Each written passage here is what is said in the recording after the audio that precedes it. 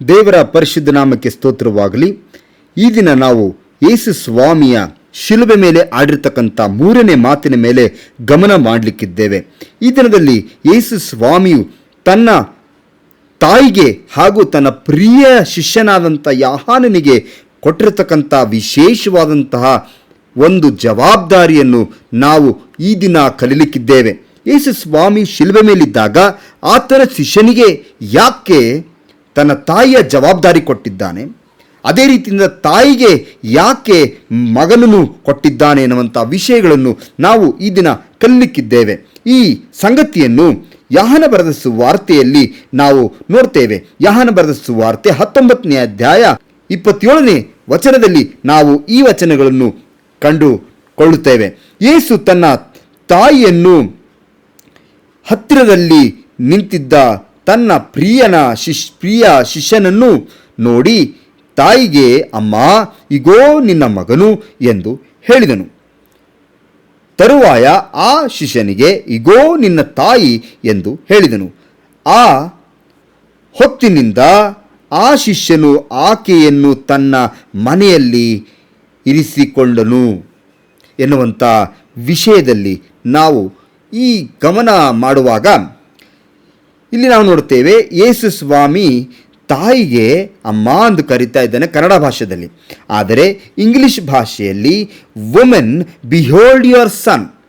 ಇಲ್ಲಿ ನಾವು ಯೇಸು ಸ್ವಾಮಿ ತನ್ನ ತಾಯಿಗೆ ವುಮೆನ್ ಬಿಹೋಲ್ಡ್ ಯುವರ್ ಸನ್ ಅನ್ನುವಂತಹ ಮಾತು ಈ ವಚನದಲ್ಲಿ ಯಾಕೆ ತಾಯಿಗೆ ವುಮೆನ್ ಎಂದು ಕರೀತಾ ಇದ್ದಾನೆ?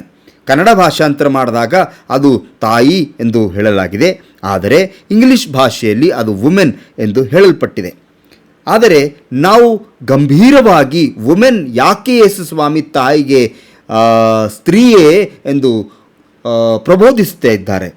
ಯಾಕಂದರೆ ಇಲ್ಲಿ ಏನೋ ಒಂದು ವಿಶೇಷವಾದಂತಹ ವಿಷಯ ಇರಬಹುದು ಎಂದು ನಮ್ಮ ಗಮನಕ್ಕೆ ಬರ್ತದೆ. ಇಲ್ಲಿ ವಿಶೇಷವಾದಂಥ ಸಂಗತಿ ಏನೆಂದರೆ, ತನ್ನ ತಾಯಿಯಾದಂಥ ಮರಿಯಳಿಗೆ ಇದು ಪ್ರಥಮ ಬಾರಿ ಏನಲ್ಲ ಯೇಸು ಸ್ವಾಮಿ ವುಮೆನ್ ಎಂದು ಕರೆದಿದ್ದು. ಯಾಕಂದರೆ ಇಂಗ್ಲಿಷ್ ಭಾಷೆಯಲ್ಲಿ ಹಾಗೂ ಗ್ರೀಕ್ ಭಾಷೆಯಲ್ಲಿ ನಾವು ನೋಡೋದಾದರೆ ತಾಯಿಗೆ ಅವರು ವುಮೆನ್ ಎಂದು ಕರೆದಿದ್ದಾರೆ. ಈ ವುಮೆನ್ ಎಂದು ಕರೆದಿರುವಂಥ ಸಂಗತಿ ಇನ್ನೊಂದು ಉಂಟು. ಅದು ಯೋಹಾನ ಬರೆದ ಸುವಾರ್ತೆ 2ನೇ ಅಧ್ಯಾಯ 4ನೇ ವಚನ. ಯೇಸು ಆಕೆಗೆ, ಅಮ್ಮ, ನನ್ನ ಗೊಡವೆ ನಿನಗೇಕೆ ಎನ್ನುವಂಥದ್ದು ನಾವು ನೋಡ್ತೇವೆ. ಅದೇ ರೀತಿಯಿಂದ ಇಂಗ್ಲಿಷ್ ಭಾಷೆಯಲ್ಲಿ ನಾವು ನೋಡ್ತೇವೆ, women, what does this have to do with me ಎನ್ನುವುದು ಯೇಸು ಸ್ವಾಮಿ ಆ ತಾಯಿಗೆ ಕೇಳ್ತಾರೆ. ಇಲ್ಲಿ ನಾವು ಗಮನಿಸಬೇಕಾಗಿದ್ದೇನೆಂದರೆ, ಕನ್ನಡ ಭಾಷಾಂತರ ಮಾಡಿದ್ದು ನಾವು ಕೋಲ್ಕತ್ತಾ ಎನ್ನುವಂತಹ ಪಟ್ಟಣದಲ್ಲಿ ಸೆರಂಪೋರೆ ಯೂನಿವರ್ಸಿಟಿ ಪ್ರೆಸ್ನಲ್ಲಿ ಈ ಬೈಬಲ್ ಭಾಷಾಂತರ ಮಾಡಿರ್ತಕ್ಕಂಥದ್ದನ್ನು ನಾವು ನೋಡ್ತೇವೆ. ಅದಕ್ಕೋಸ್ಕರ ಕೆಲವು ಭಾಷೆಗಳಲ್ಲಿ ಯೇಸು ಸ್ವಾಮಿಯ ಮಾತುಗಳು ತರ್ಜುಮೆ ಮಾಡುವಾಗ ಇದು ಕೆಲವು ವಿಷಯಗಳು ಹೀಗಿರಬಹುದೆಂದು ಅವರು ಭಾವಿಸಿ ಮಾಡಿದ್ದಾರೆ, ಅದಕ್ಕೆ ನಾವು ಒಪ್ಪಿಕೊಳ್ತೇವೆ. ಆದರೆ ಅದರಲ್ಲಿ ನಿಜವಾಗಲೂ ಯೇಸು ಸ್ವಾಮಿ ಯಾಕೆ ಅದನ್ನು ಬರೆದಿದ್ದಾರೆ ಎನ್ನುವಂಥದ್ದು, ಯಾಕೆ ಯೇಸು ಸ್ವಾಮಿ ಸ್ವಂತ ಮಾತಾಡುವಾಗ ಈ ಪದಗಳನ್ನು ಉಪಯೋಗಿಸಿಕೊಂಡಿದ್ದಾನೆ ಅಂತ ಹೇಳುವಾಗ ಅದರಲ್ಲಿ ಬಹಳ ಗೂಢ ಅರ್ಥಗಳು ಹಾಗೂ ವಿಶೇಷವಾದಂಥ ಪ್ರವಾದನೆಗಳು ಅಡಕಗೊಂಡಿದೆ ಎಂದು ನಾವು ತಿಳಿದುಕೊಳ್ಳುವಂಥದ್ದು ಬಹಳ ಬಹಳ ಬಹಳ ಪ್ರಾಮುಖ್ಯವಾಗಿದೆ.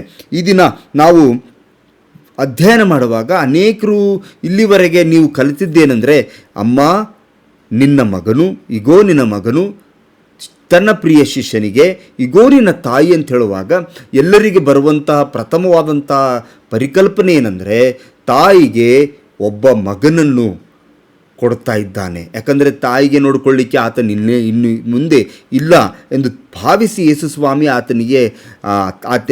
ಆತನ ತಾಯಿಗೆ ಒಬ್ಬ ಮಗನನ್ನು ದತ್ತು ತಗೊಳ್ಳಲು ಪ್ರೋತ್ಸಾಹಿಸ್ತಾ ಇದ್ದಾನೆಂದು ಅನೇಕರು ಭಾವಿಸ್ತಾರೆ. ಆದರೆ ನನ್ನ ಪ್ರಿಯ ದೇವರ ಮಕ್ಕಳೇ, ಇದರಲ್ಲಿ ಅದು ಮಾತ್ರ ಅಡಕವಾಗಿಲ್ಲ. ಹೌದು, ದೇವರು ಯೇಸು ಸ್ವಾಮಿ ತನ್ನ ತಾಯಿಗೆ ಒಬ್ಬ ಜವಾಬ್ದಾರಿತ ಮಗನನ್ನು ಅರ್ಪಿಸ್ತಾ ಇದ್ದಾರೆ. ಆದರೆ ಇದರಲ್ಲಿ ವಿಶೇಷವಾದಂತಹ ವಿಷಯ ಉಂಟು. ನನ್ನ ಗಮನಕ್ಕೆ ಬಂದಿರುವಂತಹ ವಿಶೇಷವಾದಂಥ ಸಂಗತಿ ಏನಂದರೆ, ಯೇಸು ಸ್ವಾಮಿಗೆ 4 ಮಂದಿ ತಮ್ಮಂದಿರಿದ್ದರು. ಯೇಸು ಸ್ವಾಮಿಯು ನಿಜವಾಗಲೂ ದೇವರ ಮಗನು. ಮರಿಯಳು ಪುರುಷನನ್ನು ಅರಿಯದವಳಾಗಿದ್ದು ತನ್ನ ಗರ್ಭಧಾರೆಯನ್ನು ಪಡೆದಿರ್ತಕ್ಕಂಥದ್ದು ದೇವರ ಆತ್ಮನಿಂದ, ದೇವರಿಂದಲೇ ಆ ಗರ್ಭವನ್ನು ಪಡೆದಿದ್ದಾಳೆ. ಆದರೆ ಯೋಸೇಫನ ಸಂಬಂಧದಿಂದ ಹುಟ್ಟಿರ್ತಕ್ಕಂತಹ 4 ಮಂದಿ ಮಕ್ಕಳನ್ನು ಸಹ ಸತ್ಯವೇದದಲ್ಲಿ ಉಲ್ಲೇಖಗೊಂಡಿದೆ. ಯಾಕಂದರೆ ಇದನ್ನು ತಿಳಿದುಕೊಳ್ಳೋದು ಬಹಳ ಪ್ರಾಮುಖ್ಯ. ಯೇಸು ಸ್ವಾಮಿಗೆ ತಮ್ಮೆಂದರು ಇರಲಿಲ್ಲ ಎನ್ನುವಂಥ ಪಕ್ಷದಲ್ಲಿ ಯೇಸು ಸ್ವಾಮಿ ಆಕೆಗೆ ಒಬ್ಬ ಮಗನನ್ನು ಕೊಡಬಹುದಂಥ ವಿಷಯ ಹೌದು ಅನ್ನಲಿಕ್ಕೆ ಆಧಾರವಾಗಿರಬಹುದಾಗಿತ್ತು. ಆದರೆ ಯೇಸು ಸ್ವಾಮಿಗೆ ಆಲ್ರೆಡಿ ಯೇಸು ಸ್ವಾಮಿಗೆ ತಮ್ಮಂದಿರಿದ್ರು. ಮತ್ತೇನ ಬರೆದ ಸುವಾರ್ತೆ 13ನೇ ಅಧ್ಯಾಯ ನಾವು 55ನೇ ವಚನದಲ್ಲಿ ನೋಡುತ್ತೇವೆ. ಇವನು ಆ ಬಡಿಗೆಯ ಮಗನಲ್ಲವೇ? ಇವನ ತಾಯಿ ಮರಿಯಳು ಎಂಬವಳಲ್ಲವೇ? ಯಾಕೋಬ, ಯೋಸೇಫ, ಸಿಮೋನ್, ಯೂದ ಇವರು ಇವನ ತಮ್ಮಂದರಲ್ಲವೇ? ಇವನ ತಂಗಿಯರು ನಮ್ಮಲ್ಲಿ ಇದ್ದಾರಲ್ಲವೇ ಎನ್ನುವಂತಹ ವಚನ ನಾವು ನೋಡ್ತೇವೆ.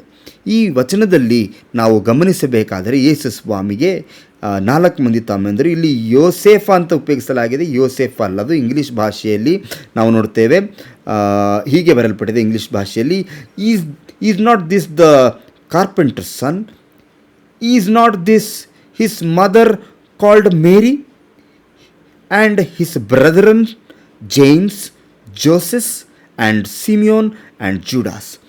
ಇಲ್ಲಿ ನಾವು ಆತನ 4 ಮಂದಿ ತಮ್ಮಂದರ ಹೆಸರು ನೋಡ್ತೇವೆ, James, Joses and Simeon and Judas. Kannada ಭಾಷೆಯಲ್ಲಿ ಅದು ಯೋಸೇಫ ಎಂದು ಬರೆಯಲ್ಪಟ್ಟಿದೆ. ತಂದೆ ಹೆಸರು ಯೋಸೇಫ, ಮಗನ ಹೆಸರು ಯೋಸೇಫ ಇರಲಿಕ್ಕೆ ಸಾಧ್ಯ ಇಲ್ಲ. ಅದಕ್ಕೋಸ್ಕರ ಯೋಸೇಫ ಅಂತಿಲ್ಲದು, ಅದು ಆ್ಯಕ್ಚುಲಿ ಜೋಸೆಸ್ ಎನ್ನುವಂತಹ ಮಗನು ಆತನು ಪಡೆದಿದ್ದಾರೆ. ಇಲ್ಲೂ ಕೂಡ ಸ್ವಲ್ಪ ಭಾಷಾಂತರ ತಪ್ಪಾಗಿದೆ. ಅದಕ್ಕೋಸ್ಕರ ನಾನು ಹೇಳುವಂಥ ವಿಶೇಷವಾದಂಥ ಸಂಗತಿ ಏನೆಂದರೆ, ಯೇಸು ಸ್ವಾಮಿಯ ತಮ್ಮೆಂದರು ಆಲ್ರೆಡಿ ಇದ್ದಾಗ್ಯೂ ಕೂಡ ಯೇಸು ಸ್ವಾಮಿ ತನ್ನ ಪ್ರಿಯ ಶಿಷ್ಯನಾದಂಥ ಯೋಹಾನನಿಗೆ ನಾವು ಈ ಸಂಗತಿಯನ್ನು, ಯೇಸು ಸ್ವಾಮಿ ತನ್ನ ತಾಯಿಯನ್ನು ಅರ್ಪಿಸುವಂಥದ್ದನ್ನು ನೋಡಿಕೊಳ್ಳುವಂಥ ಜವಾಬ್ದಾರಿ ಕೊಟ್ಟಿರ್ತಕ್ಕಂಥದ್ದನ್ನು ನಾವು ನೋಡ್ತೇವೆ.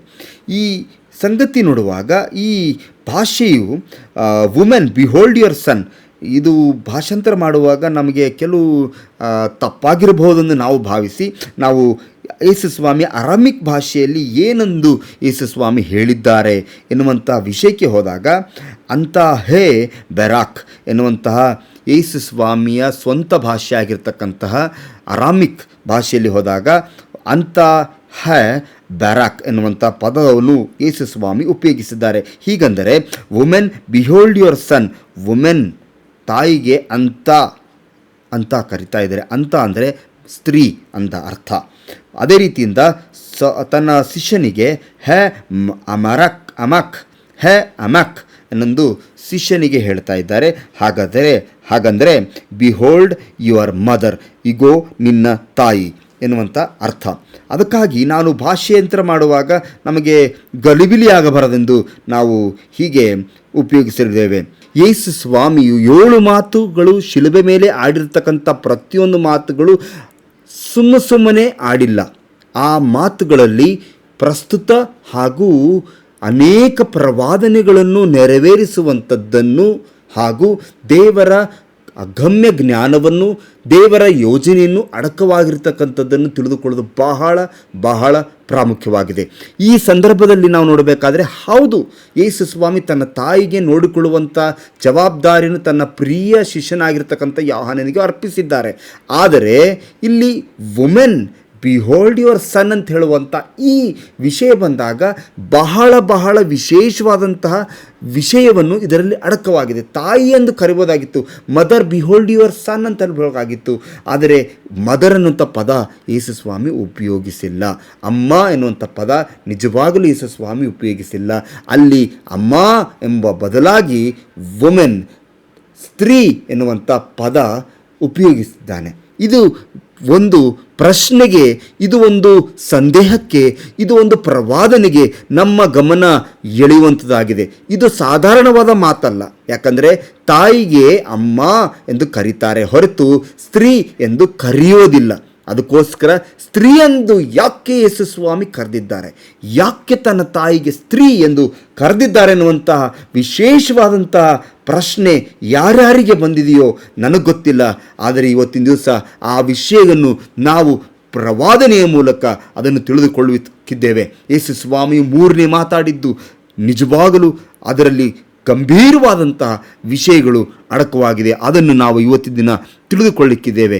ಈ ವಿಷಯವನ್ನು ನಾವು ಆದಿಕಾಂಡದ ಪುಸ್ತಕದಲ್ಲಿ ನಾವು ಅರ್ಥ ಮಾಡಿಕೊಳ್ಳಿಕ್ಕೆ ಹೋಗ್ತೇವೆ.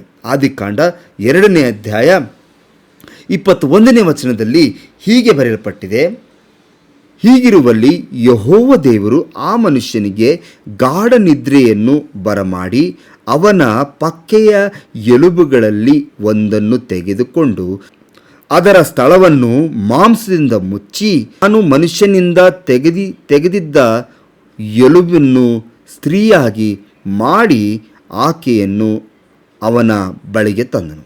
ಸೊ ಇಲ್ಲಿ ನಾವು ನೋಡ್ತೇವೆ, ಯೇಸು ಸ್ವಾಮಿ ಮನುಷ್ಯನಿಗೆ ಗಾಢ ನಿದ್ರೆ ಮಾಡಿದ್ದಾನೆ. ಗಾಢ ನಿದ್ರೆ ಮಾಡಿದ ಮೇಲೆ ಆತನಿಗೆ ಆ ಪಕ್ಕೆ ಎಲುಬನ್ನು ತೆಗೆದಿದ್ದಾನೆ. ಪಕ್ಕೆ ಎಲುಬಿನ ತೆಗೆದು ಆ ಪಕ್ಕೆ ಎಲುಬಿನಿಂದ ಸ್ತ್ರೀಯನ್ನು ಮಾಡಿದ್ದಾನೆಂದು ನಾವು ಈ ವಚನದಲ್ಲಿ ನೋಡ್ತೇವೆ. ಯಾಕೆ ಆದಿಕಾಂಡಕ್ಕೆ ಹೋಗಿದ್ದೇವೆಂದು ಅನೇಕರಿಗೆ ಪ್ರಶ್ನೆ ಬರ್ತಾ ಇರಬಹುದು.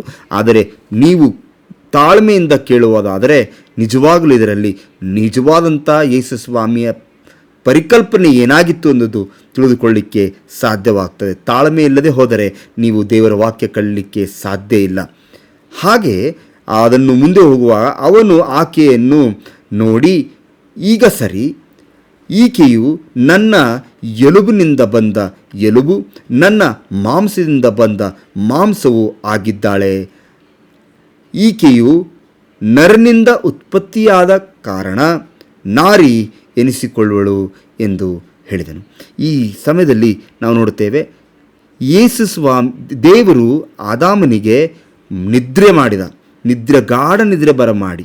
ಈ ಗಾಢ ನಿದ್ರೆ ಅಂತ ಹೇಳುವಾಗ ಸತ್ಯವೇದದಲ್ಲಿ ನಿದ್ರೆ ಅನ್ನುವಂಥದ್ದು ಮಾತ್ರ ನಿದ್ರೆ ಅಂತಂದರೆ ನಾವು ನೋಡ್ತೇವೆ ಸಾವಿಗೆ ಹೋಲಿಕೆ ಆಗಿದೆ. ನಿದ್ರೆ ಅಂತ ಹೇಳುವುದು ಸಾವಿಗೆ ಹೋಲಿಕೆ ಆಗಿದೆ. ಈ ಸಾವು ಮಾತ್ರ ನಿದ್ರೆ ಅಂದರೆ ಸಾವು. ಆದರೆ ಇಲ್ಲಿ ಗಾಢ ನಿದ್ರೆ ಅಂತ ಅನ್ನುವಾಗ ಇದು ಅನಸ್ತೀಷ್ಯ ಕೊಡುವಂಥ ಆಪರೇಷನ್ ಅಲ್ಲ. ಯೇಸು ದೇವರು ಮಾಡಿರ್ತಕ್ಕಂಥ ಆಪರೇಷನಲ್ಲಿ ನೋಡ್ತೇವೆ ಗಾಢ ನಿದ್ರೆ ಅಂತಂದರೆ ಆದಾಮನು ಮರಣಕ್ಕೆ ಒಳಗಾಗಿದ್ದನು. ಮರಣಕ್ಕೆ ಒಳಗಾಗಿದ್ದು ಆ ಮರಣದಿಂದ ಎದ್ದಾಗ ನೋಡಿರ್ತಕ್ಕಂಥದ್ದು ಸ್ತ್ರೀಯನ್ನು.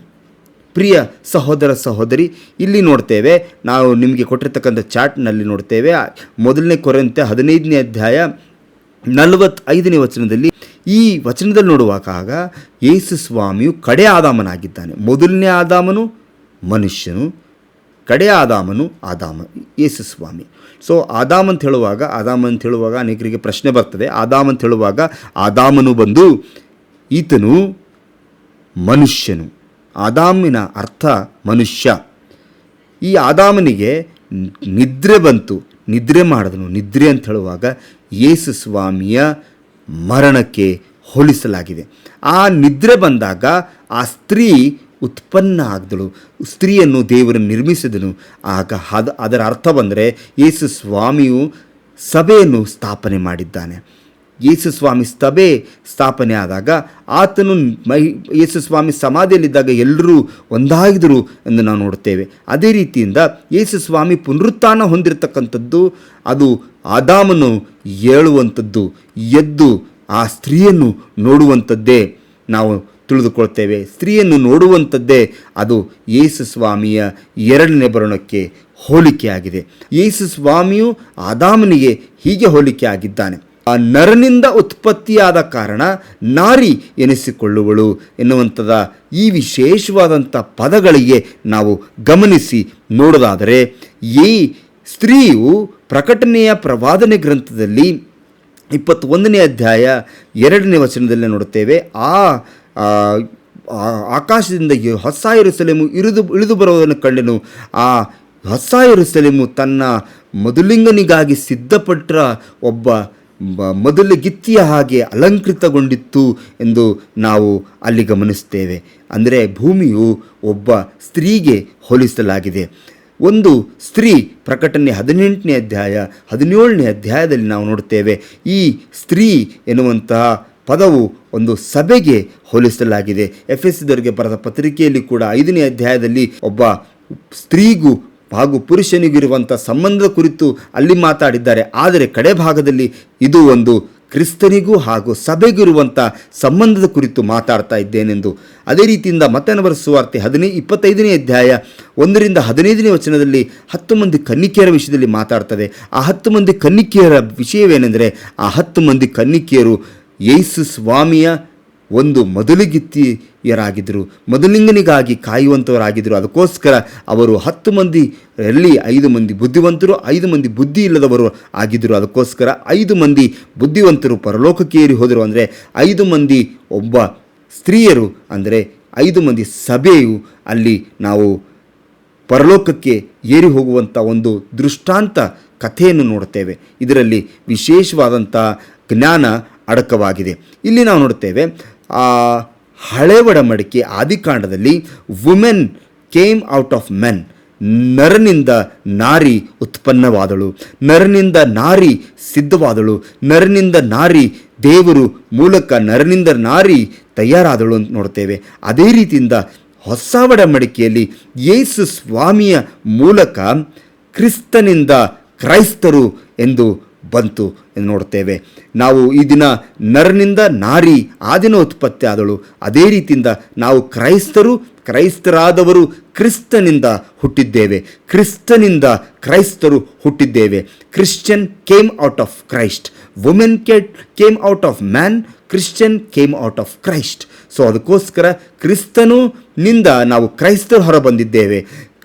ನರನಿಂದ ನಾರಿ ಆ ದಿನ ಹೊರ ಬಂದಿದ್ದಾಳೆ. ಅದಕ್ಕೋಸ್ಕರ ಹಳೆ ಒಡಂಬಡಿಕೆ ಹೊಸ ಒಡಂಬಡಿಕೆಯಲ್ಲಿರ್ತಕ್ಕಂಥ ಅಗಾಧವಾದಂಥ ವ್ಯತ್ಯಾಸವನ್ನು ನೋಡ್ತೇವೆ. ಹಳೆ ಒಡಂಬಡಿಕೆಯು ಒಂದು ಕುಟುಂಬಕ್ಕೆ ಸೀಮಿತವಾಗಿತ್ತು. ಒಂದು ಅಬ್ರಹಾಮನಿಂದ ಮಾಡಿಕೊಂಡಿರ್ತಕ್ಕಂಥ ಒಡಂಬಡಿಕೆಯನ್ನು ಆತನು ಕಡೇ ದಿನ ತನಕ, ಯೇಸು ಸ್ವಾಮಿಯ ಕಡೇ ಸಂತಾನ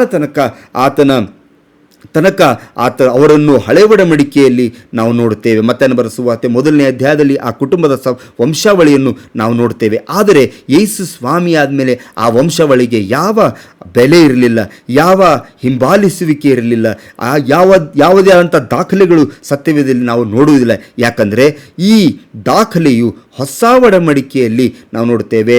ಮತ್ತಾಯನ ಬರೆದ ಸುವಾರ್ತೆ 22ನೇ ಅಧ್ಯಾಯದಲ್ಲಿ ಒಂದು ದೃಷ್ಟಾಂತ ಇದೆ.